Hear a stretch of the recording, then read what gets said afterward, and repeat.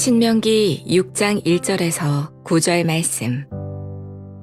이는 곧 너희의 하나님 여호와께서 너희에게 가르치라고 명하신 명령과 규례와 법도라.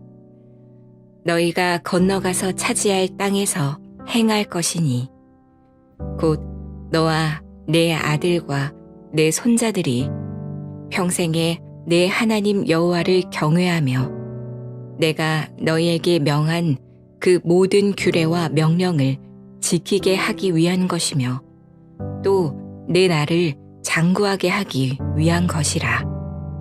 이스라엘아, 듣고 삼가 그것을 행하라.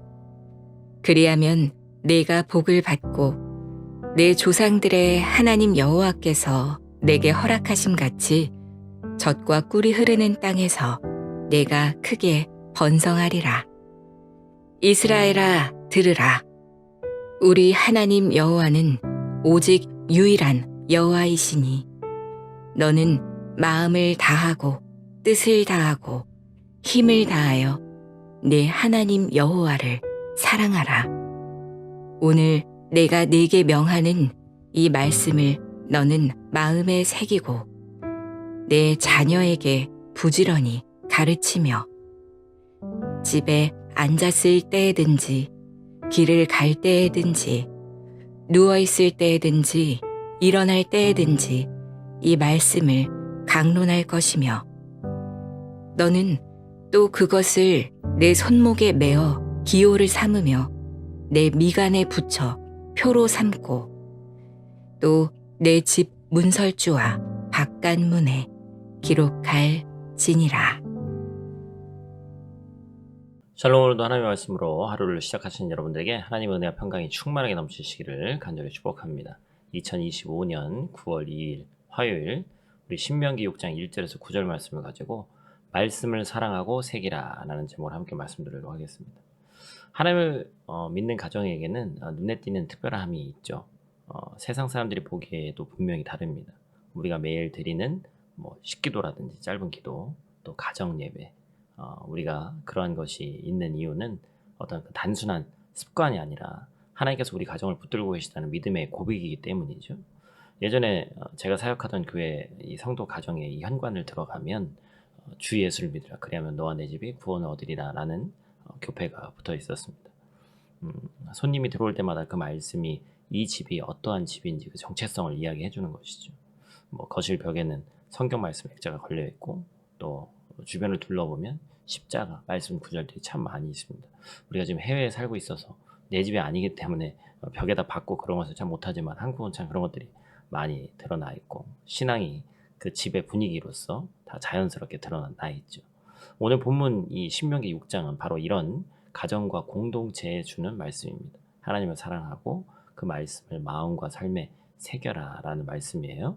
이 말씀을 통해서 우리 디아스포라, 이 해외의 이민자 교회인 우리 교회가 어떤 보여주기 위한 신앙이 아니라 삶으로 보이는 신앙으로 서기를 주님의 이름으로 축복합니다. 오늘 본문 말씀 통해서 우리가 첫 번째로 기억해야 될 것은, 오늘 첫 번째로 기억을 한번 같이 보죠. 마음과 힘을 다해 하나님을 사랑하라 라는 것입니다. 4절과 5절 말씀을 한번 같이 볼까요? 이스라엘아, 들으라. 우리 하나님 여호와는 오직 유일한 여호와이시니 너는 마음을 다하고 뜻을 다하고 힘을 다하여 내 하나님 여호와를 사랑하라. 아멘. 하나님께서 이스라엘에게 약속의 땅을 앞에 두고 너무나도 중요한 명령을 주시는데 그것은 바로 유일하신 하나님인 하나님만 사랑하라는 겁니다. 이유는 분명하죠. 가나안은 젖과 꿀이 흐르는 땅이 맞지만 동시에 수많은 잡신들의 땅이었습니다. 이스라엘 백성이 시내산에서 모세를 기다리지 못하고 금송아지를 만들었던 것처럼 가나안 땅에서도 쉽게 다른 신들에게 무릎을 꿇을 수 있다는 것이죠. 하나님은 이 위험을 알기 때문에 백성들에게 미리 경고하신 것이죠. 우리 교회 상황도 다르지 않습니다. 우리가 다른 나라, 어찌 보면 우리의 정체성을 지키기 쉽지 않은 나라에 살아가는 우리로서는 자유롭게 보이지만 내면은 끊임없이 세속의 압력과 유혹 속에 있습니다. 자녀 교육, 경제적인 문제, 직장에서의 문제, 안정된 생활이 어느새 하나님보다 앞설 수 있단 말이에요. 우리는 언제든지 눈에 보이는 금송아지를 만들 수 있는 존재라는 것을 인정해야 됩니다. 그래서 하나님은 우리에게도 오늘 또 다시 말씀하시는 거예요. 마음을 다하고 뜻을 다하고 힘을 다해서 나를 사랑해라. 여기서 사랑하다라는 이 히브리어 아하브는 단순한 감정이 아니고 구체적인 행동과 순종을 포함합니다. 사랑은 입술의 고백으로 끝나는 게 아니에요. 반드시 결단으로 행동으로 이어져야 됩니다. 마음은 있으나 행동이 없는 사랑, 행동은 있으나 마음이 없는 사랑은 온전하지 않죠. 그래서 전인격적인 하나님께서 전인격적인 사랑을 원하시는 거예요.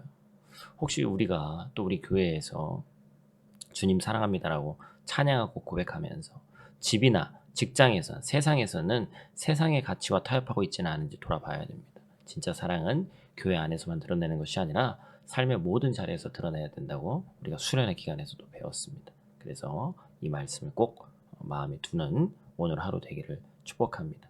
오늘 본문을 통해서 두 번째로 기억할 것은 말씀을 마음에 새기고 삶에 드러내라 라는 것입니다. 신명기 6장 6절에서 7절 말씀 우리 한번 더 같이 읽죠.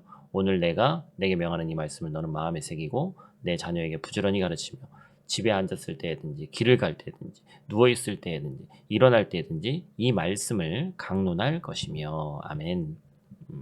참 귀한 말씀이에요. 그죠? 하나님의 사랑을 구체적인 사랑을 전하는 구체적인 방법은 말씀을 마음에 새기는 것이다. 그러나 말씀을 새기는 일이 단지 개인에게 있는 것이 아니라는 걸 배웠습니다. 그래서 우리가 믿음의 멧대멧대 이런 걸 중요하게 여기는 거잖아요. 그래서 부지런히 가르치다라는 게 이 히브리어 원어를 보니까 샤난이라고 하는데 각인시키다라는 뜻을 가지고 있습니다. 유명 스포츠 스타들이 제가 저번에도 뭐 군대에서 총검술 이런 것도 예를 들어 드렸습니다만 몸에 그냥 이렇게 하면 그냥 어떤 행동이 자연스럽게 나오고 계속해서 반복적으로 힘을 들이지 않고서도 나올 정도로 계속해서 반복해야 된다는 거예요. 단 한 번의 설교, 단 한 번의 성경 공부로는 우리의 삶이 어떻게 해요? 매주 하루하루가 삶이 부족하다는 거예요. 부모가 반복해서 읽어주고 생활 속에서 보여주고 대화 속에서 심어줄 때 말씀이 많이 새겨집니다. 왜 과거에는 매일같이 가정예배도 드렸는데 요즘은 일주일에 한 번 드리기도 힘든가? 우리 삶을 돌아봐야 되는 겁니다. 우리 교회 자녀들이 뭐 인터내셔널 학교나 체코 학교나 배우는 지식들이 한국보다도 더 세속적 가치관에 길들여져 있습니다. 친구들 속에서 하나님을 믿는다는 사실이 이 불신자의 나라에서 무신론자의 나라에서 너무나도 큰 외로움으로 다가오죠. 그래서 우리는 이 말씀을 이 가슴에 새겨야 되는 거예요. 집에서, 길에서, 잠들기 전에 일어나서 삶의 모든 순간이 말씀을 가르칠 기회가 돼야 된다. 또 하나님은 말씀을 손목에 메고 미간에 붙이고 집 문설주와 바깥문에 기록하라 이렇게 말씀하십니다. 이것은 단순한 상징이 아니죠. 말씀을 언제든지 바라보고 삶 전체의 말씀을 드러내라는 뜻입니다. 출애굽 당시 어린 양의 피가 문설주에 발라져서 이 장자의 재앙을 막았던 것처럼 말씀은 우리 가정을 지키는 표가 되는 거예요. 지금 단지 벽에다가 막 말씀 걸어놓으면 부족같이 된다. 그 뜻이 아니에요. 여러분들 다 알고 계시죠? 우리 디아스포라 교회 이 가정들이 해야 할 일도 이겁니다. 우리가 말씀을 되도록이면 눈에 보이는 것, 우리가 막 어떤 무슨 간판처럼 이렇게 만들어 놓을 수 없지만 냉장고에도 붙여두고 또 왜 그래요? 자주 보라고, 그죠? 그것이 어떤 부정적인 효과가 있어서 그런 게 아니라 자주 눈에 보이는 것에 계속해서 둬야 됩니다. 그래서 하루에 한 구절이라도 이 사랑을 담은 아빠 엄마의 이 말씀 선택이 오늘 나에게 어떤 힘이 되는구나. 물론 우리는 이제 큐티하면서 한 절 이상의 본문의 말씀을 봅니다만 이 작은 습관 또한 우리 가정을 지키는 문설주가 되는 거예요. 단순한 장식이 아니라 살아있는 신앙 교육이 되는 줄로 믿습니다. 사랑하는 성도 여러분, 우리가 하나님을 사랑할 수 있는 것은 하나님이 먼저 우리를 사랑하셨기 때문이라고 우리가 배웠습니다. 그 사랑은 조건 없는 사랑이었고 우리를 위해서 자기 아들을 내어주신 십자가의 사랑이었습니다. 그렇기 때문에 우리는 오늘 이 말씀 앞에서 응답해야 됩니다. 우리가 하나님의 사랑을 하나님을 또 사랑하는, 사랑받은 만큼 그 이상으로 사랑하려고 하는 그것은 단순한 원리가 있죠. 마음과 뜻과 힘을 다해서 하나님만을 붙드는 겁니다. 그리고 그 사랑이 구체적으로 드러나는 길은 말씀을 새기고 자녀와 다음 세대에 전하고 삶의 모든 순간의 말씀을 드러내는 거예요. 우리의 가정의 대화 속에서 또 우리 삶 가운데서 말씀이 가득하기를 원합니다. 그래서 성경책은 집에 있지만 먼지가 쌓이는 그런 가정, 큐티책은 받았지만 큐티책 한 장도 넘기지 않는 그런 가정 되는 것이 아니라 말씀을 사랑하느냐, 또 하나님 나를 사랑하느냐, 그 말씀에 그 하나님의 말씀을 붙든 가정은 결코 무너지지 않음을 기억하시고 말씀을 새기는 교회 또한 흔들리지 않는다는 것을 기억하시고 우리가 흩어져 살아가는 프라하 땅에서도 말씀이 우리를 지키고 자녀들을 세우고 교회를 견고하게 하실 줄 믿습니다. 우리가 이제 수련회를 갔다 오고 제가 근데 항상 강조했던 이 표현이 있어요. 오늘 말씀과 크게 상관은 없습니다만 은혜 후에 광야다라는 말씀을 제가 드렸습니다. 은혜 충만하고 우리끼리 너무나도 좋은 시간을 보내고 왔는데 더 중요한 건 우리 교회에서도 가고 싶어도 못 간 분들도 있고요. 그렇죠?